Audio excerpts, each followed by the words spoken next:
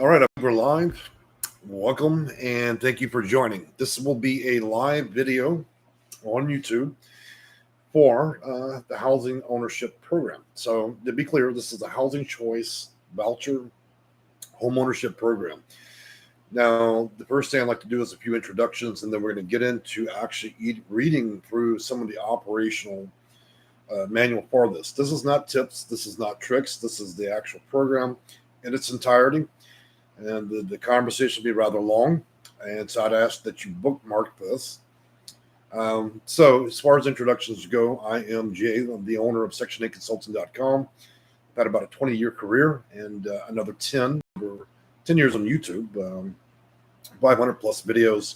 I think that most people at this point probably know me around the country for helping people with vouchers and other things, So I do casework with folks. And I have posted links in this live video. Now, for those of you that are on a TV, tablet, phone, or whatever, you can chat with me live. This video will remain live for about an hour, and it is 4:26, and it's about 11 o'clock in the morning here in Houston, Texas. This program is applicable nationwide, but that does not mean that it's every housing authority in America will have this program. So it's important that if it's not in the county with the housing authority that you probably look into other areas where they may have it and then be able to do it. For those of you that don't understand the sophisticated process to get through all of this, I would strongly encourage you to get with a consultant. It doesn't have to be me, or you can go with some of the free options that are out there, including this video, or calling a HUD specialist. They're always welcome to give you a couple of minutes of their time. Same thing with the housing authority, okay? So there are good and bad options out there. So I think most of you figure that out. Good morning to go to. So I'm going to say a few hellos from the live before we get started. And Catherine Water, how are you doing this morning? Good afternoon. So today's reward is going to be a bacon BLT sandwich. After I get through this video, I got to tell you I'm starving. People that are slightly over the scale, the weight scale like me, we do endeavors and are things we enjoy, and I think that's what I'm gonna do after this video. So let's get to the point here, guys. Y'all here for the Homeownership Program. So you probably, like I said, bookmark the video. First thing we're gonna do is we're gonna do highlights, and we're gonna go over the essential facts, and then we're gonna get deeply into the facts, and then we'll go from there. So the Homeownership Program provides quality housing, which is the Housing Choice Voucher (HCV). In families with an opportunity to own a home. The process of purchasing a home through this program is similar to the conventional home buying process, meaning you go out and buy it if you had a normal job. And so anyways, it is applicable to those that are looking for a single family home, a townhome, a condominium, a cooperative, or any other place that's in the jurisdiction of the housing authority that you're dealing with. And again, not all housing authorities carry this program. You have to check locally. There's also no national database. Unfortunately, I don't have the time or the will to sit there and call thousands of housing authorities across thousands of different counties. That due diligence will be on the part of the client. Beyond that, families may utilize the voucher to pay for the portion of their mortgage for up to 15 years. Now, that rule keeps changing, anywhere from 5 to 15 years. I see more often 10 years. And in this case, they're suggesting 15 years. The same way families use a voucher to pay their portion of the rent, many homeowners, families may be able to take on the full portion of their voucher amount to pay the mortgage. In other words, whatever your voucher is worth is what you could pay against your mortgage. It's important that you guys do not go bananas and go and get some expensive house that would have a mortgage payment that's likely greater than that of what you're receiving through your voucher, okay?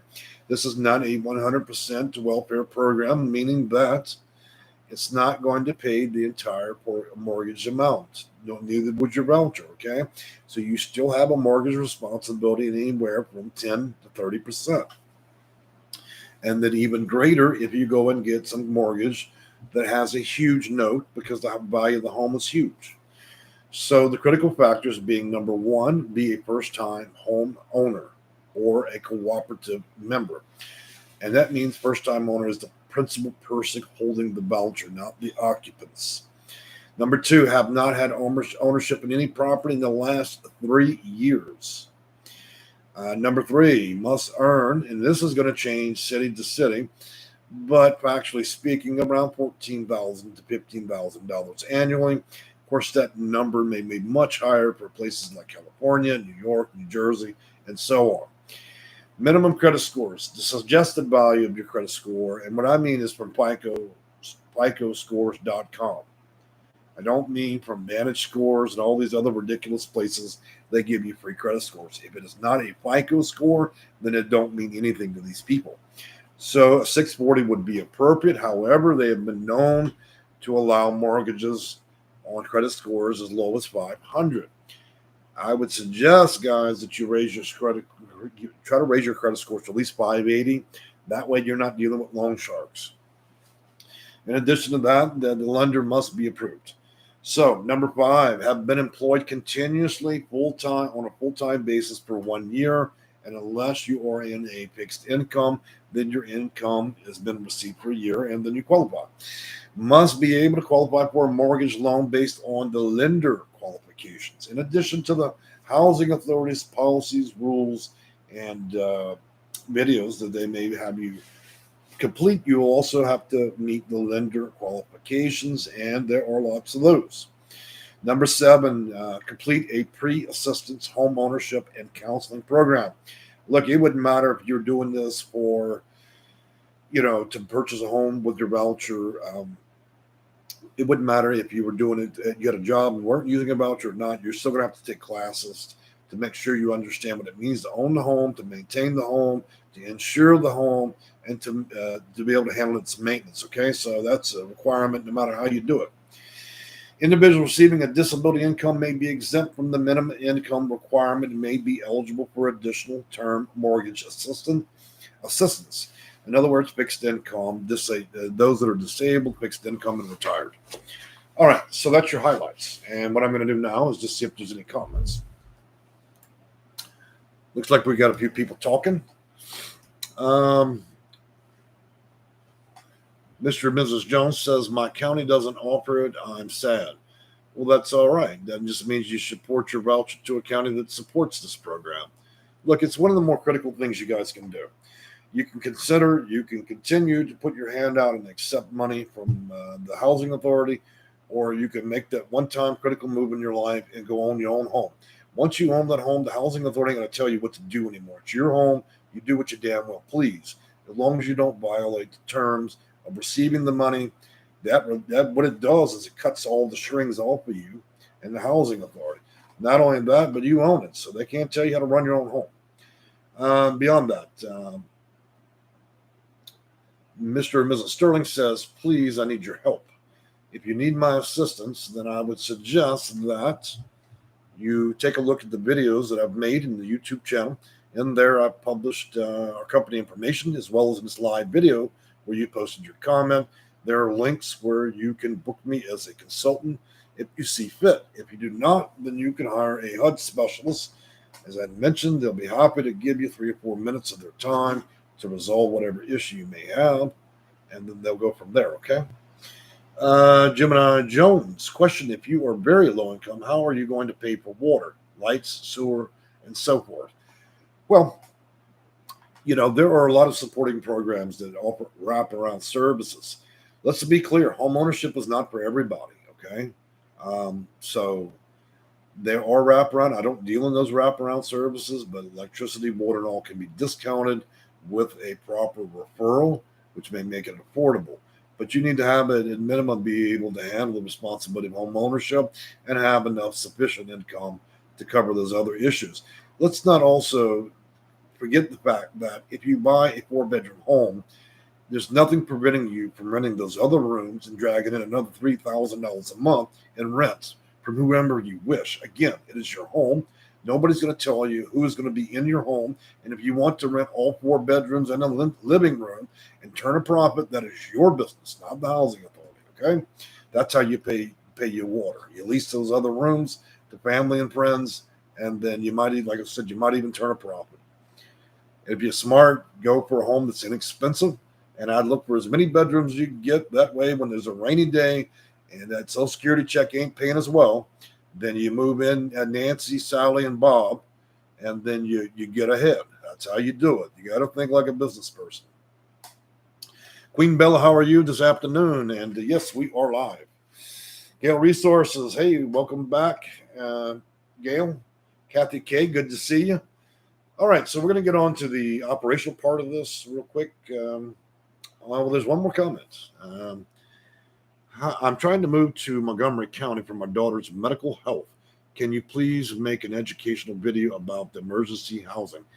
I think over 20 years, I've probably made about 11 of those, but I will circle back around to that. Well, you have an interesting last name, so I will circle around and try to make a video specific for that purpose, the EHVs, and then address that, okay? Thank you for bringing that up. All right, now that I've addressed that, let's get into the factual basis of what we're going to do. And I had to make notes because no matter how good you are, you're not going to be able to convey a message that's 90 pages long. So we're going to go through this. And again, many of you are going to want to bookmark this and come back to it. I'm also going to provide y'all with some linkage to the proper course for this. That way you're able to sit down, drink some coffee, and then really get through it. But for now, I'm just going to read what we need to get through, okay? So these are the principal and core rules of what we're going to be dealing with the voucher homeownership program. The basic concept that we're going to be talking about is instead of using your voucher as a subsidy to help your family with rent, it is now going to be used as the homeownership option. In other words, you're using the voucher's value. Instead of paying the landlord's mortgage, you're now going to be paying your own. And you're still going to have some rent responsibility. Well, I should say mortgage responsibility.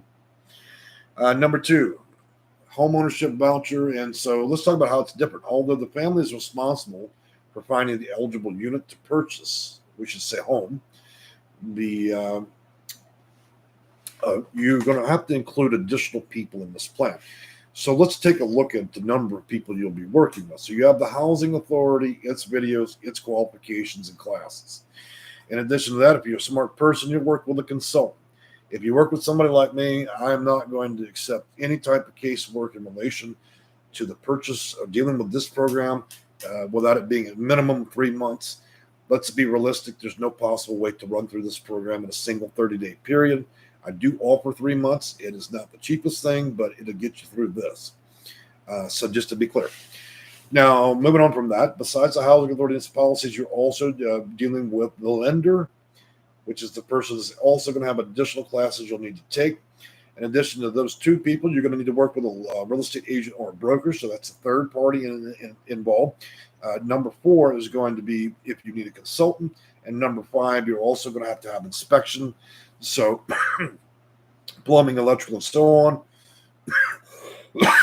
Dealing with your home inspection, so that person will be temporarily part of the project. So in principle, you'll be working between 3 to 5 people. All right, so I'm about to choke here. Let me take a sip of my energy drink and we'll keep going.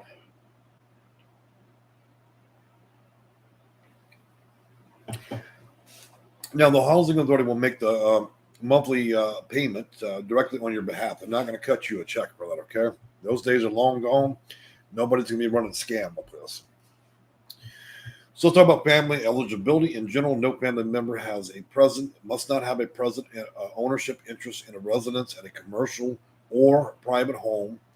So in other words, anybody in the comprises of the household may not have ownership of a physical livable property. If that happens, you will not qualify. The family must not own a house before notifying the program as well. So, in certain circumstances, they want to make sure that everybody in the household has not had an interest or ownership in a home in the past 3 years. The homeownership voucher subsidies. So in that respect, payment standards are determined by the maximum mortgage subsidy in the voucher program itself. The housing authority uses the same payment standard for both renters and homeowners for targeted areas up to 110% plus an additional $100 subsidy on the mortgage payment. In other words, they're paying a little bit higher than what you're actually receiving. The payment standard will never be less than the payment standard at the time of home ownership So I think that's pretty clear. HUD's minimum income requirements for non-disabled families, the federal minimum wage is multiplied by 2,000 hours, and so atypical of a city like Houston would be around $14,000 to $15,000. It would be much, much more considering places like California and New York. Disabled families must have a monthly federal supplemental Social Security income, which would include SS, SSDI, Social Security disability, and so on. Now, that benefit for the individual living alone would be multiplied by 12. So, if you had a payment of $733 a month, that would be multiplied by 12, equaling $8,796. I know I'm going this a bit quick, but that's all right. Now, I also know you guys are commenting. I'm going to get to that, but I'm not going to stop to answer every question at this moment. So, you'll just have to hang tight, guys. Except for the elderly and disabled families, welfare assistance may not be considered in determining if a family meets the requirements. So I think you already have your answer there. If you're over the age of 62, if you are disabled, then you will not need to meet the income requirement, but thus you must have some form of income. Okay, so we're talking about further eligibilities for elderly and disabled. Currently employed full-time, not less than an average of 30 hours a week, and has been continuously employed for greater than 12 months or 1 year. The PHA, meaning your housing authority, or also known as HA, may determine to what extent interruptions are considered a break in continuity. And I think the pandemic would qualify for that, and also unemployment and other issues, seasonal work and stuff like that. Mortgage default family is not eligible if the family member who was an adult family member at the time has defaulted previously and received home ownership. So if you screwed this up already, or somebody in your household screwed this up, you can forget about it for at least 3 years. Let's talk about home ownership expenses, principal and interest on a mortgage and debt, mortgage insurance, real estate taxes, home insurance, utility allowances, including those that are granted to those that are low income, and discounts.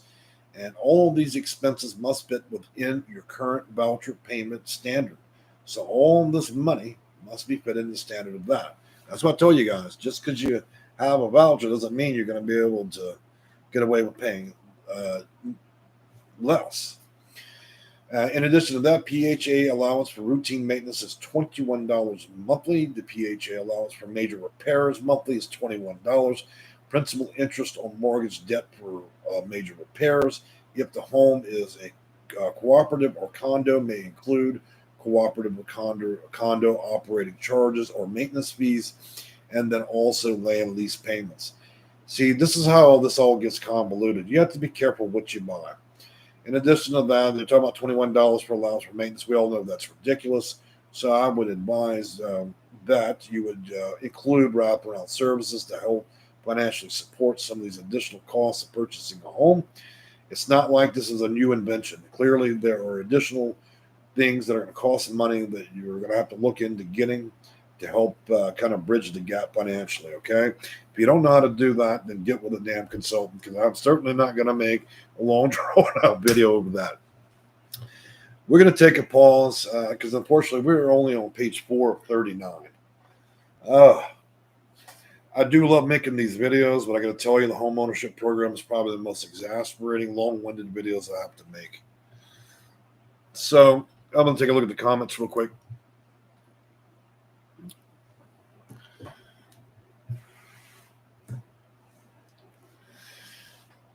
All right, so Shauna says, I'm trying to move to Montgomery County. I think I already read that one. Thank you, and we'll go watch your old videos too. Well, that sounds good, Miss Shauna. George Ramirez, I'm in California, wondering if this program is in Texas, since Texas is more affordable. I think there are some counties, George, that they do have it, but make no mistake, the entire state does not participate.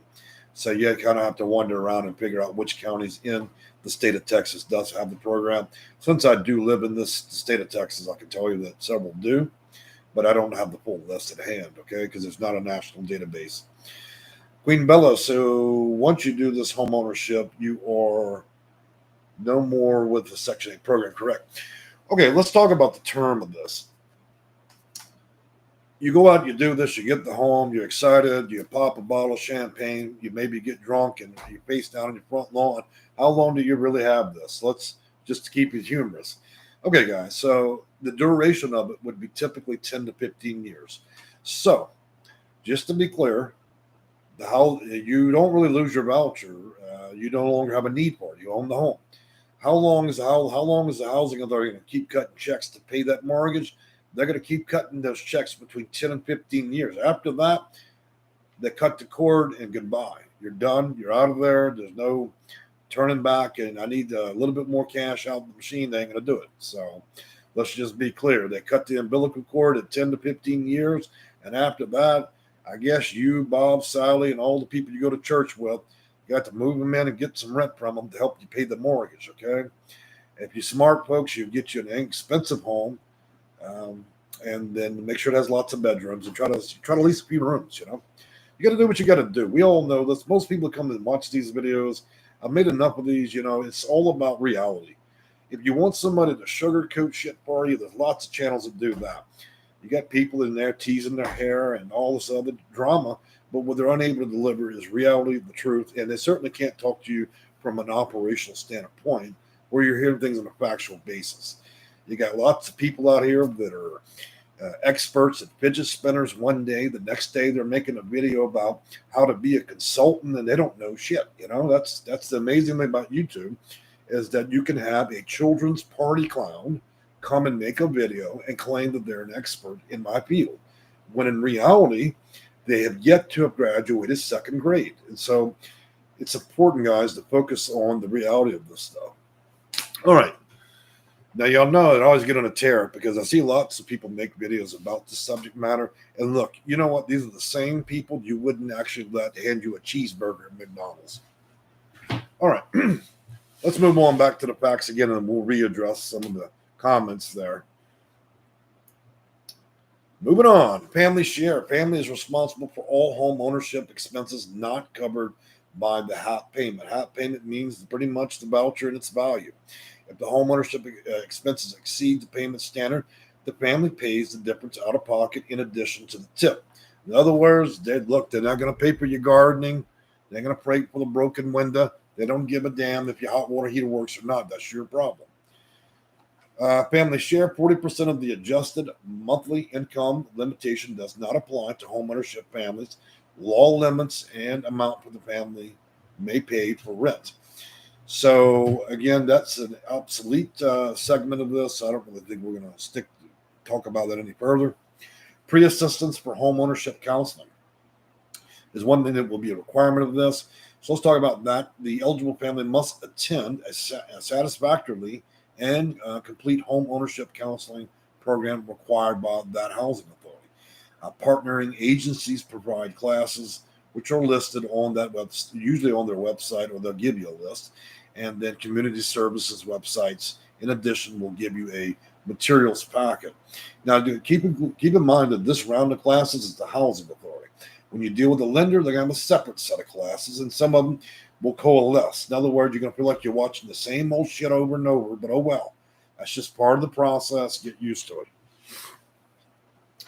Pre-assistance counseling. So some of the topics they'll generally be covering is home maintenance, budgeting, money management, credit counseling, credit repair, financing aspects. In other words, approved lenders, obtaining financing and loan pre-approvals, types of financing, pros and cons, the different approaches, and how to avoid loans with oppressive terms and conditions. In other words, they will give you a dollar store floaty, stick it on your arm, and then they'll pop it with a needle, and they're going to see whether or not you're going to swim or you're going to die in the water. Okay, let's just be honest.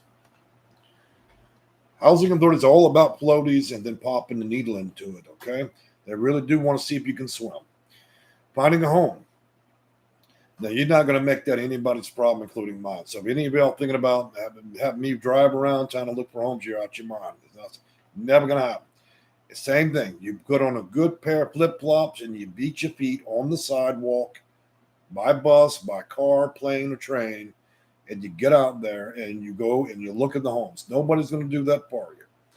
Just to be clear, I've had a few people that I've tried to work with that are are suffering from delusion, and they think that it's like Amazon. That package that is going to be delivered to the sidewalk, and that all they need to do is paint their nails and curl their hair.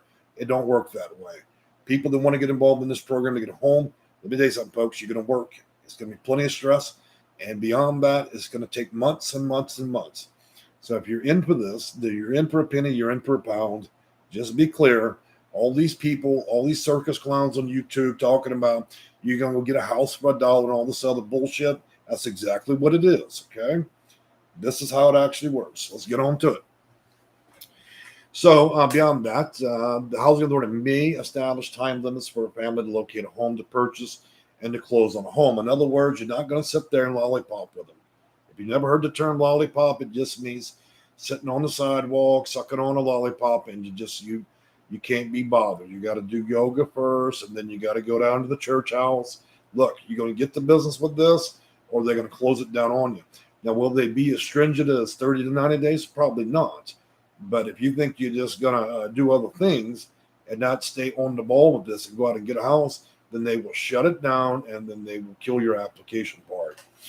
And beyond that, may not steer or restrict a family to certain sellers or neighborhoods. So you will not be confined to go in some big trailer park or go live out in low-income areas or the hood or whatever you want to call it, okay?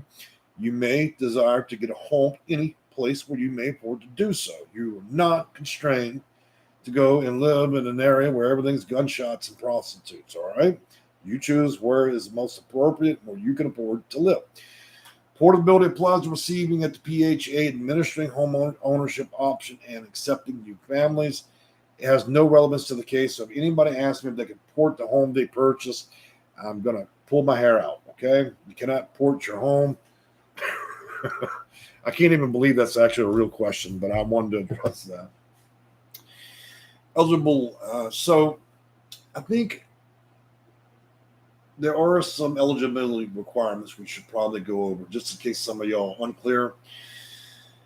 The home cannot be under construction. It must be an existing home already built. It must not have wheels attached to it. No trailers, no mobile homes, must be on a foundation. Purchase of the home or the family may not have a fee to file for the title or land. The home must be located on a permanent foundation, and again, no mobile homes. Family must have the right to occupy the home. So if it is leased land that it's on, you must have the right to live in the home for a minimum of 40 years. Despite the program popping your floating at about 10 years and then wishing you well. But they require that 40 years, right? All right, so move on to the comments here again to give me a break. Goodness, we have made it to page 6 of 39. We ever going to get through this damn thing? All right, so Trina Daniels, does this thing apply to any state? It does apply to all states as long as the counties do have the program. Kathy Water, can share your videos. Guys, y'all can always share my videos. Let me tell you a little known secret. Since I produce more videos on the subject matter of Section 8 housing and HUD than even HUD itself or any known person on the internet, there are many websites out there that actually host my videos without ever asking me. There are whole websites. There are people out there from Russia and China that host hundreds of my videos simply to do it. I was on Google the other day and I was stunned that somebody's paying for a whole domain, everything, and they did nothing but load my videos in there. Nobody else, just mine. I don't know why people do that.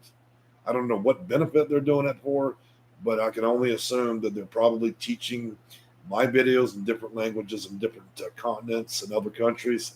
It may be a reason why, but yeah, I've seen whole websites designed specifically loading all my videos, and they never reach out to me. And I get a lot of people plagiarize the hell out of me.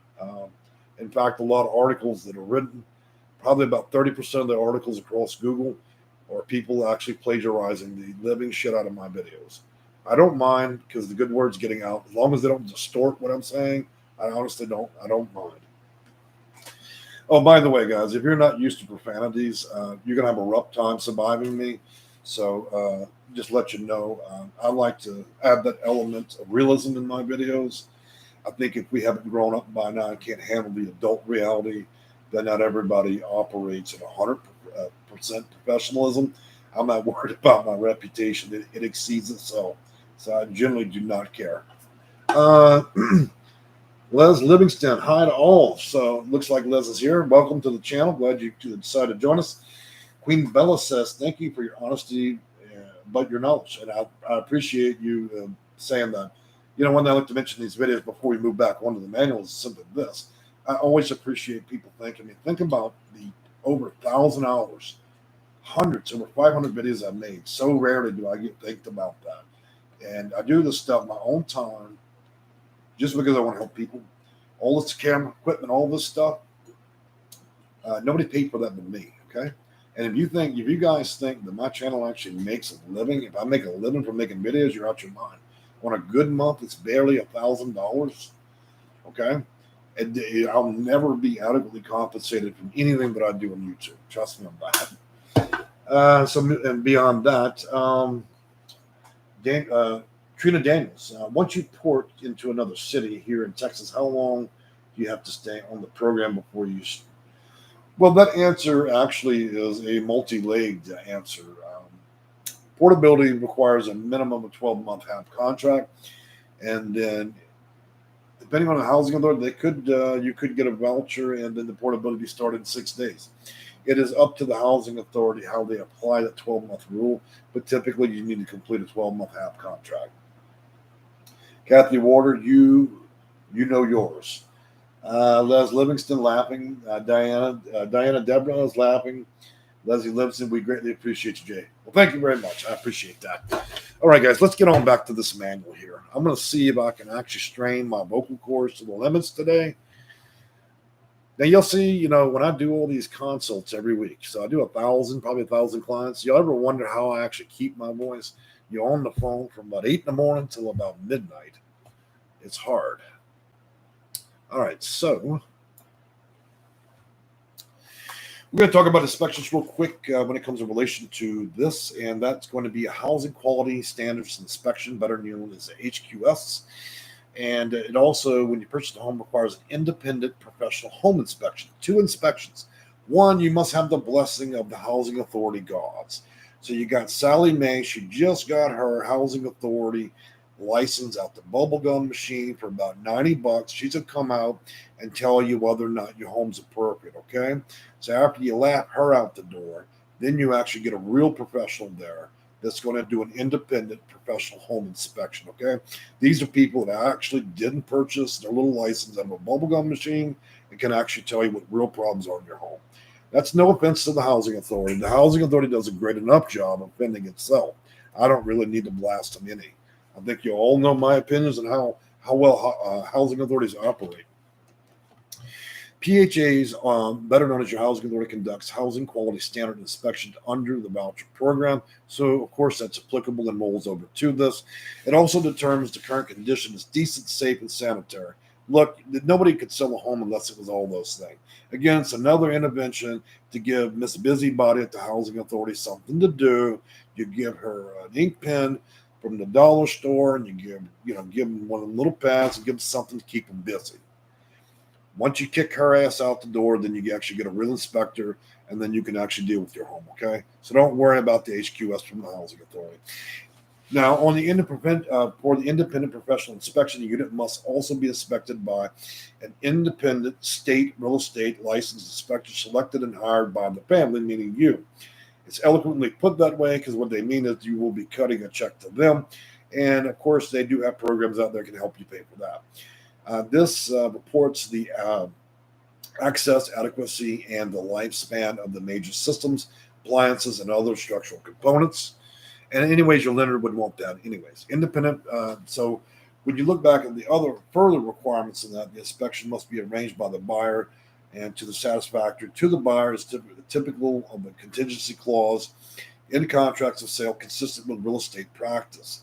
In other words, for those of you who haven't learned a lot about home ownership and contingency clause, you're going to want to look that up because I don't want to make the video about that. So anyways, beyond that, we have some obligations to go over before commencement of the homeownership assistance or the purchase of the home. The family must execute a statement in which the family agrees to comply with all family obligations under the homeownership option. The family must also compliant with the following obligations. You are going to be responsible for securing the debt incurred to the purchase of the home and any refinancing debts that may be incurred.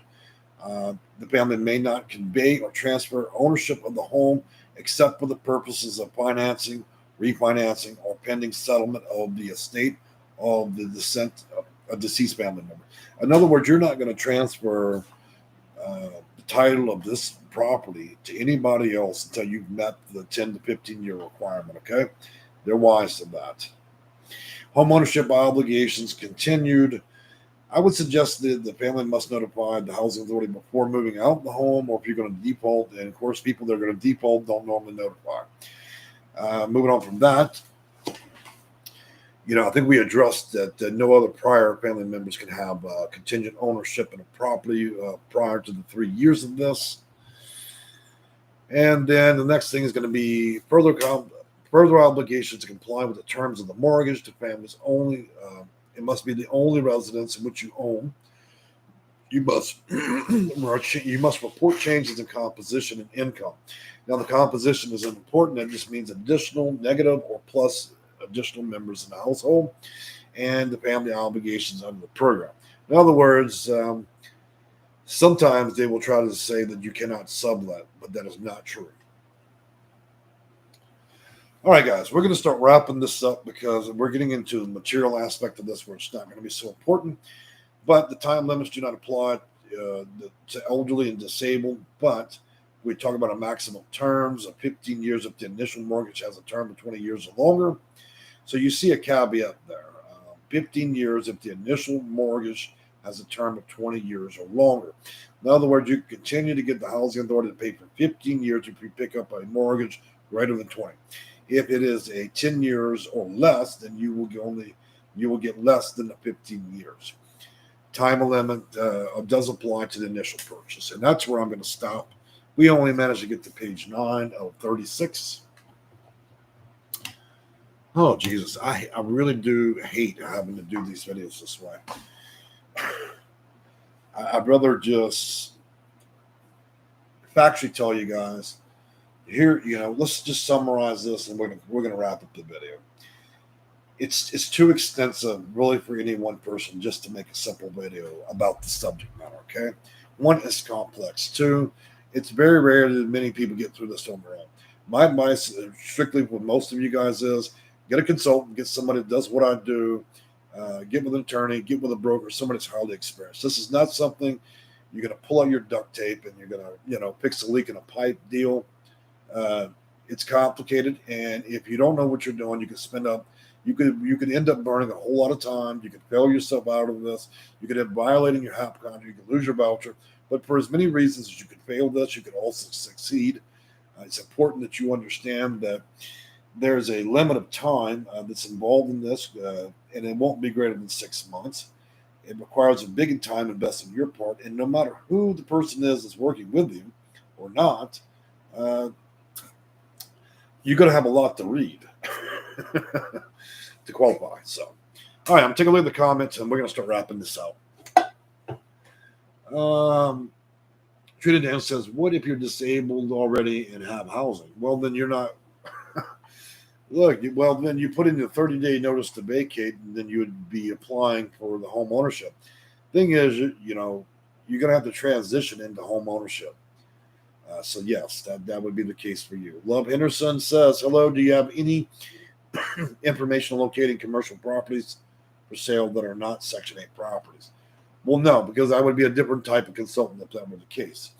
Unless your question is, do I have a database of properties for rent for a landlord or a tenant? Then possibly, yes.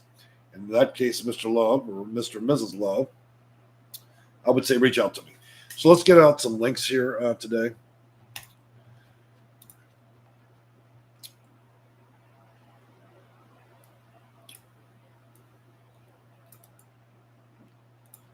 I'm going to post information, appointments, and prices for those of you that are interested in not having to go through just a fraction of what I've gone through in this video. However, if you're clever and you just got your engineering degree and all this stuff and you think you can beat the system without knowing anything, go for it. I won't stop you. All the power to you. Beyond that, if you do need the assistance, you're worried, you're concerned, you want to get through this, and you don't want to spend a lifetime trying to deal with it, then I would suggest booking an appointment with somebody like me or me.